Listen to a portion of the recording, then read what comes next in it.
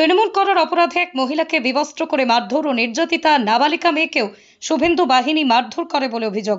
নন্দীগ্রামের super speciality হাসপাতালে চিকিৎসাধীন মা ও নাবালিকা মেয়ে অবস্থা অবনতি হলে তাদের কলকাতা হস্তান্তর করা হয়েছে। তদন্ত শুরু করেছে পুলিশ।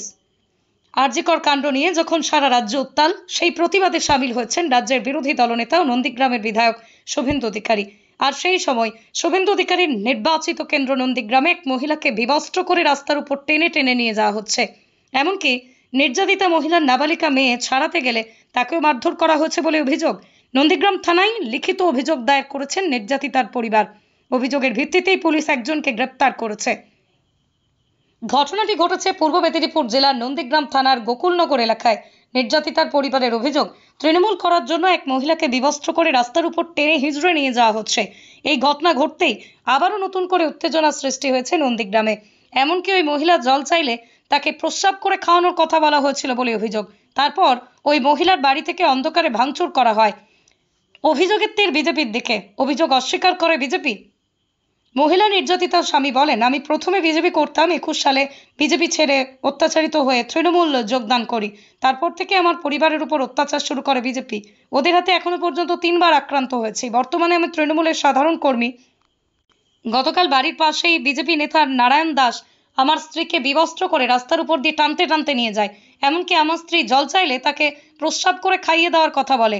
তারপর কোনো মতেই আমার স্ত্রী বাড়ি ফেরে। এরপরে তাকে নন্দীগ্রাম সুপার স্পেশালিটি হাসপাতালে ভর্তি করায়। তার সঙ্গে আমার মেয়েকেও মারধর করা হয়। আর এই ঘটনার খবর পেয়ে তৃণমূলের শীর্ষ নেতৃত্বরা নন্দীগ্রাম সুপার স্পেশালিটি হাসপাতালে উপস্থিত হন। উপস্থিত ছিলেন কুণাল ঘোষ, শিউলি সাহা, দোলা সেন, সায়নী ঘোষ, দেবাংশু ভট্টাচার্য, বীরবাহা হাঁসদা সহ অন্যান্য নেতৃত্বরা। নির্যাতিতার সঙ্গে দেখা করার পর সাংবাদিকদের মুখোমুখি হয়ে কুণাল ঘোষ কি বলছেন শুনুন। গতকাল নন্দীগ্রামের গোকুলনগরে তৃণমূল করার অপরাধে একজন মহিলাকে, একটি পরিবারকে আক্রমণ করেছে। নৃশংসভাবে বিবস্ত্র করে সেই মহিলাকে মারা হয়েছে। সেটা দোলা, সায়নী এবং শিউলি আপনাদের কাছে বিস্তারিতভাবে জানিয়ে দেবে। কুৎসিতভাবে মারা হয়েছে, তাকানো যাচ্ছে না, এবং মহিলারা ওটা বলতে পারবেন।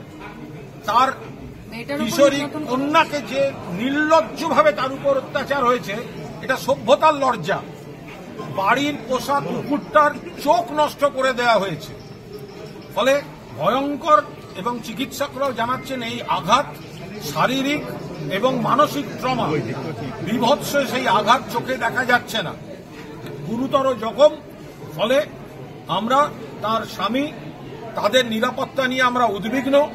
বারবার তাদের বাড়ি হামলা হয়েছে। এটা পুরোপুরি রাজনৈতিক পরিকল্পনা করে বিজেপির পার্টি অফিসে বসে এই হামলা হয়েছে বলে স্থানীয়রা অভিযোগ করেছেন।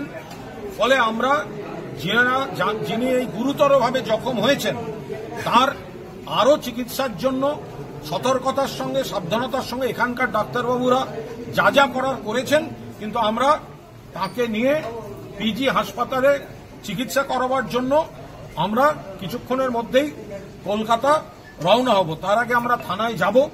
তাদের বাড়িতে যারা হামলা করেছে, মহিলার উপর, তার মেয়ের উপর যে কুৎসিত আক্রমণ হয়েছে, প্রত্যেকটা দোষীর, বিজেপির প্রত্যেকটা দোষীর শাস্তি চাই। আমি নন্দীগ্রামের মেয়ে। এখানে আমার শৈশব, কৈশোর, যৌবন, আমার 53 বছর বয়স। এই নন্দীগ্রামকে আমি চিনি। এ কোন নন্দীগ্রাম উপহার দিচ্ছেন? আমি আপনাদের কাছে, যারা সাংবাদিকরা আছেন, পূর্ব মিদনাপুরের মানুষ, অবিভক্ত মিদনাপুরের মানুষ, এই নন্দীগ্রাম স্বাধীনতার ইতিহাস তৈরি করে। এ কোন নন্দীগ্রাম? আমি চিনতে পারছি না যে এই নন্দীগ্রাম যারা তৈরি করছেন, আগামী দিন নন্দীগ্রামের মানুষ ক্ষমা করবে না। যে মেয়েটি আমরা তাদেরকে দেখতে এলাম, তাকে দেখে আমি বিস্মিত যে তার কোন জায়গায় প্রহার করা হয়নি, আরো কি কি ঘটেছে। আমি মেয়ে হিসেবে আপনাদের বলতে পারি যে জায়গাগুলো দেখানো যায় না, বলা যায় না। দোলা দিয়ে আছে, আমাদের সায়নী আছে, উত্তরা আছে, বীরবা আছে, আমরা প্রত্যেকে সেটা লক্ষ্য করলাম। আমাদের মমতা বেলা ঠাকুর এমপিরা আছেন, যেখানে আমি আপনাদের বলতে পারবো না মেয়েদের সেই গোপন জায়গায় আঘাত করা হয়েছে। কি এটা বিজেপির কি?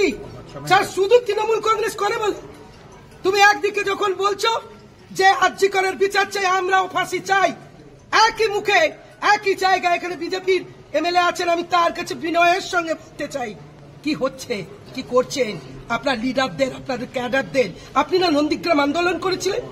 আপনি না হচ্ছে এখানকার মেয়েদের উপর অত্যাচারের জন্য 6, 7, 8 সাল 9 সাল পর্যন্ত এখানে লড়াই করেছিলেন? আর আপনার ক্যাডাররা এখানে উলঙ্গ করে রাস্তায় দৌড় করাবে, তার ছোট মেয়ের শ্লীলতাহানি করবে, একটা 8-এ পড়ে মেয়ে তার গায়ে হাত দিয়েছে, তার সব জায়গায় হাত দিয়েছে, সে কাঁদতে কাঁদতে হাউ করে কাঁদছে, তাদের প্রাণের ভয়, তার সিসি ক্যামেরা ভেঙে দেওয়া হয়েছে, তার স্বামী থাকে না, তাকে ভয় দেখানো হচ্ছে, আর অনেক কিছু প্রলোভন দেখানো হচ্ছে, থেমে যাও, আমি অনেক কিছু দেবো। যদিও এই অভিযোগের ভিত্তিতে পুলিশ একজনকে গ্রেপ্তার করেছে, বাকিদের খোঁজে তল্লাশি শুরু করেছে। এখন খবর নন্দীগ্রাম।